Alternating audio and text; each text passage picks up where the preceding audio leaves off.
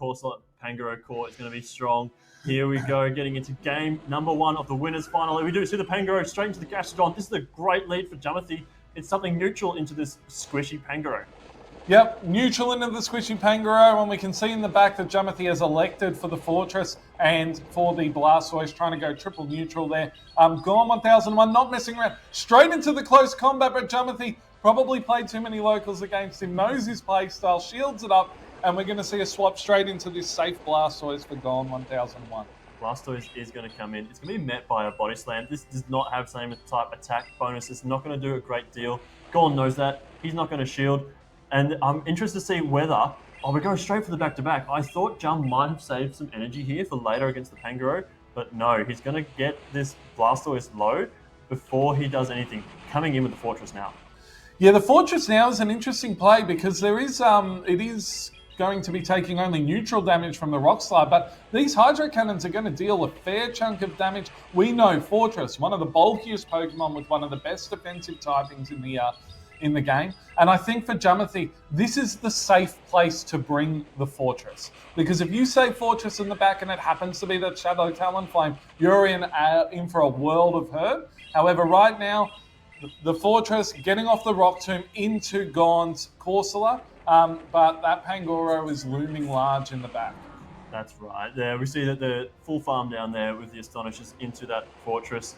Incoming with the Party Hat Blastoise. Here to party, but for how long, we don't know. Very true, very true. Night Slash coming through on to the Blastoise. This has been debuffed already by the Rock Tomb, so it's not doing quite so much, which means that Blastoise is going to be able to comfortably tank another one of these Night Slashes without putting it into too much disarray, which makes me thinking maybe Jumothy is putting his eggs in the Gastrodon basket, now knowing that nothing's going to be resisting the Mudslap. But we see the Hydro Cannon coming through onto the great catch there from g0ne. Jum, unsure if he wants to fully undercharge. He's going to throw a couple bubbles. Does actually not quite knock out. Gets that extra rollout through. That energy is going to be useful for later because he's almost at back-to-back Hydro Cannons. And this Pangoro still has 2 shield side behind, so you're going to have to start chipping away at some of them. Yep, that's right, and that's exactly what Jum's doing. That was an excellent undercharge there, getting the extra rollouts worth of damage. We're going to see the first Hydro Cannon coming through, and now g0ne is going for the risky bait here with the Night Slash, but Jum has already shielded one close combat, and g0ne is looking like he might be in the driver's seat here. Yeah, that Night Slash getting shielded is big for g0ne, and he goes for the catch. He doesn't quite pull it off. This gives Jum a chance to build up on extra energy. The Nightshade's going to come through if he's not throwing soon. Here comes the Water Pulse. This will KO the Corsair if he lets it, but he's going to undercharge. Is that a mistake? Oh, it does KO. Does he get to another move? He's going to be met by a Night Slash first. This is going to be really tight. This is going to be a question now of whether the Blastoise is going to be able to roll out down. I don't think it can. Is he going to be able to reach this move in time? He has reached this move in time. g0ne1001 piloting the Pangoro better than we have probably ever seen. And this is going to be a 1-0 victory for g0ne1001. What a great first game here for g0ne1001. He is only 2 games away from making his way into the grand final. Into the grand finals. Just remember, this is a best of 5, as Fishy Legs just said, and the way that g0ne1001 utilised that Pangoro was special. That was really clinical use of Pangoro, just saving energy, saving shields, making sure that you're playing those optimal moves, optimal time.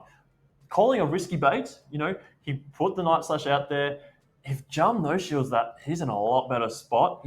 But you're putting the pressure on your opponent to make those risky calls. Yeah, that's what I like about what g0ne's doing here today. He is pushing the pressure on his opponents. And the other thing that he did is he already incepted into Jumothy's mind, look, if I do 5, I'm going to throw the close combat, because that's how he started the game. Absolutely. And really, look, I mean, there was spectacular play from a lot of different angles there, but the fact that Pangoro was able to lead in the match, get that first shield, then come back in later on in the game, get the second shield, and close out the game, that is just a complete performance from the Panda.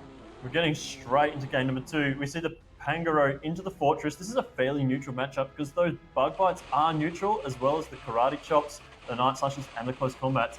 So it's going to come down to a game of, do we call the bait again? Close combat is coming through. This time, Jum tries to call it, but he's going to have to eat a close combat. It's going to do a lot of damage.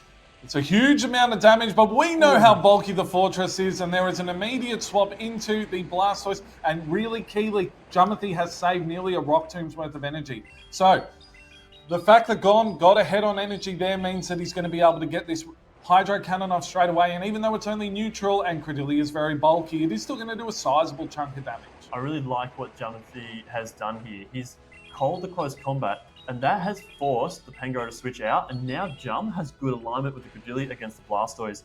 This is how you have to play if you want to try and overcome a bad matchup. You have to make those risky calls. And we now see the second Hydro Cannon coming through. Blastoise hanging on barely from that grass knot, but Jum knows he can survive, and he's going to be able to farm it down and get to a move to, again, put more pressure on the Pangoro. And so the question has to be, does g0ne come in and burn a shield using Pangoro, or is he going to come in with the Corsola? Comes in with the Corsola, gets one Astonish off. The Rock Tomb's coming through from Jumothy here. Let's not forget, Fortress still has the debuff move available. And coming in with the Gastrodon here with the fast move pressure. And this is a tricky spot for g0ne1001 to be in now, because there are two shields. First shield being used by Jumothy. The Night Slash comes through. Is there going to be a boost? And there is no boost. Yeah, Lucy the Pangoro now just getting absolutely whittled down by these mud slaps. Second Night Slash coming through. Does Jumothy elect to shield this one? He does. So he's down shields. There is a 2-shield Corsair in the back, and it is healthy. Now he's going to bait with the Body Slam, and he calls that it's going to be the Water Pulse. This is a huge moment now for Jumothy. He must be a DJ, because Jumothy is turning those tables with the baits on this occasion. And that's exactly what he's done. He's been able to get himself to only a 1 shield deficit here, but knows that he still has the energy sitting on that Fortress and still has a little bit of Credillia left in the back to be able to catch with. But this is an uphill battle now for g0ne. g0ne has not been able to keep track of the Fortress energy, knowing there was only a Sand Tomb. He would have been able to survive that had he no shielded. But instead, he had to spend his last shield. He has a back-to-back Nightshades. It's going to get rid of the Fortress, but there's still two Pokemon in the back. There are still 2 Pokemon in the back. I think that Credillia is within one Astonish, but this Nightshade might not be enough to take out the Gastrodon, and I think that it might be all she wrote. Yeah, Gastrodon bulky enough to get through, and those Mud Slaps doing extra damage after that Sand Tomb debuff, and game number 2 going to Jumothy. We're in for a serious set of battles here. We are, yep, you're right. They are tied up at 1 apiece, and Jumothy was able to read very well how valuable Gastrodon's Mud Slap energy was, and how valuable it was if it had shield advantage later on in the match. So, yeah, used it as a lead first up, because clearly can see that Gastrodon has a really good matchup here, but thinking, you know what, it's probably going to be even more valuable if I've got this sitting in the back ready, and I can somehow get it into a shield advantage. And what a way to get it into shield advantage than leading with the Fortress. However, that's it. The Fortress lead can also be very dangerous, because imagine if the Shadow Talonflame came in the lead there. Yeah, that's the risk that you have to run. Like I said, Jumothy is at a team composition disadvantage with that Pangoro being so free, so you have to make the hard call. You have to predict what your opponent's going to bring, and you have to just back yourself in that moment, because if you second guess, you go, oh, I don't know, I might go something a little bit safer. Maybe I'll lead instead of the Fortress, I'll lead the Moltres. You get met by that Pangoro, and all of a sudden you're on the back foot, and it's scary. Yeah, absolutely. And so the question now becomes, because that team that Jumothy just ran, technically speaking, looks on paper like it could be good, but it is kind of triple weak to Shadow Talonflame. Is he trying to bait the Shadow Talonflame out here so he can trap it with the Blastoise? Or is he just looking to try and play the most neutral that he can? I think he's just looking to make a good team call, play neutrally, and let the games play out. We're going back-to-back Fortress leads. We see the Corsola this time, a safe lead call by g0ne, but this is a bad early matchup for Jumothy. And you can see the g0ne is sticking with this same team of 3, just in a different order. So the Bug Bites are resisted by the Ghost-type Corsola, and Corsola's going to be able to reach this Nightshade before the Rock Tomb is reached by Jumothy, which is going to be putting this Fortress into a slightly more manageable range before the Rock Tomb comes through. We do see the Galarian Moltres in the back can find an opportunity to capitalize on this Galarian Corsola not having much fast move pressure to get a nice sucker punch ahead. And then you have that energy advantage leading into the Pangoro later in the game.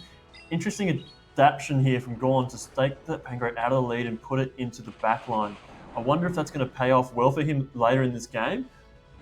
Well, we can see here that it's the Galarian Moltres that's coming in. The Pangoro's got a really good matchup into the Galarian Moltres. Yes, you have to shield all of the charge moves, but you resist all of the sucker punches. So the question is now, is Jumothy going to go straight into this Gastrodon and be able to put the fast move pressure onto it? I don't know. It doesn't look that way, does it? No, but he's gone for the catch and he's actually caught a close combat here. This is dangerous. If he lets this go, he's going to do over 50% of Gastrodon's health. It does come through. It does heaps of damage, but now your defense is 2 stages debuff, and those Mud Slaps are absolutely ripping through this Pangoro. We do see a shield come up on the Night Slash. This is a good call here by g0ne. Try not to drop his defense no more, so he gets to his second move here.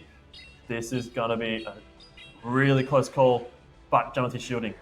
Well, what g0ne has done right here, because he had so much energy, he's been able to utilize this new 45-second switch timer by only taking 2 Mud Slaps worth of damage, getting off both of those Night Slashes while he was debuffed. And so now he's looking like he's in a fairly strong position because he has the Blastoise in the back. It has shield advantage against this Galarian Corsola, but he's going to bring in this Pangoro to force this the Galarian Moltres to burn some energy, but he's going to land the close combat anyway. I think that this is going to KO Fishy. I 100% agree with you, Mikey. This is going to take the bird out of the sky. g0ne sealing up game number 3. He's only 1 win away from making his way to the winners, the grand final, and becoming Brisbane's 2026 regional champion. Yeah, I mean, what a back and forth we've had. g0ne takes game number 1, Jumothy adjusts, takes game number 2. g0ne adjusts and puts that Pangoro in the back and takes game number 3 and doesn't even reveal his third. That was incredibly well managed there by g0ne. Like, he just capitalized on his opponent's moves and was able to align the Pokemon where he wanted them. Because when you're playing Pangoro, you kind of have to get alignment. Yeah, you kind of need to get a bit of alignment, but because Jumothy doesn't have any fairy-type fast move pressure or doesn't have any counter fighting type fast move pressure, there's not much else that's going to do a huge amount of fast move pressure to Pangoro.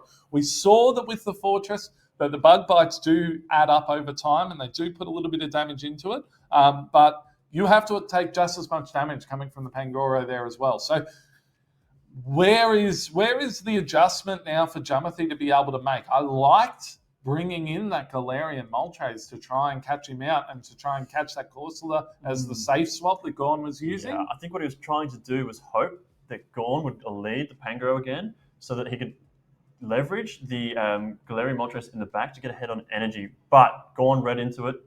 He suspected it would come. He put the Pangoro on the back so it could meet the Moltres on the field and not be behind on energy when that happened.